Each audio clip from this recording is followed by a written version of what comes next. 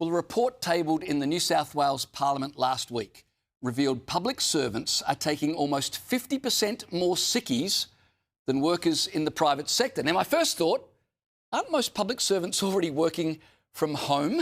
Maybe that's too harsh, but the figures invite cynicism. New South Wales taxpayers paid for 9 days of sick leave for every public servant last year, costing $1.5 billion.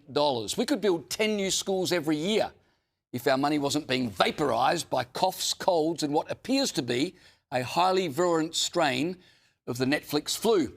9 days of sick leave taken for every public servant compared to 6 days for every private sector worker.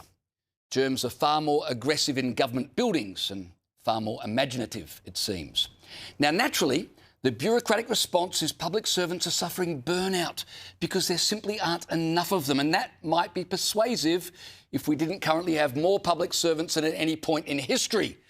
It begs the question, how many public servants do we really need? And the answer, of course, is no matter how many we have, always the same. Just a couple more. One can't help but suspect that sick leave has quietly morphed into recreation leave, but with a different name. Managers, of course, are powerless to question it because asking whether someone is genuinely ill, well, that would constitute bullying. And in the public sector, that's worse than absenteeism itself. But here's what stood out to me. The report warned that, and I quote, elevated absenteeism poses significant risk to the state's public sector workforce. Elevated absenteeism.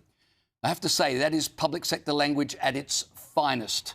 It's a phrase deliberately designed not to clarify reality, but to smother it with a damp taxpayer-funded pillow. No one chucks a sickie, no one pulls a doona day, no one mysteriously develops a migraine every second Friday. No, what we have in the public service is elevated absenteeism, as though it's a problem lifted gently heavenward by angels in sensible shoes. Elevated absenteeism. In other words, public servants seem to be sick a lot. So why not just say that? Well, plain speaking assigns responsibility, you see, and responsibility is the one thing our public service is certainly allergic to. Staff aren't turning up to work implies someone might have to do something about it.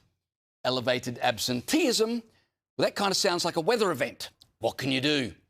This is the same linguistic magic that turns budget blowouts into fiscal challenges and failure into lessons learned. It's a language where nothing ever goes wrong, it's merely underperforming expectations. The public service speaks this way because it exists in a world where words are insulation. If you wrap reality in enough syllables, it can't hurt you or your career.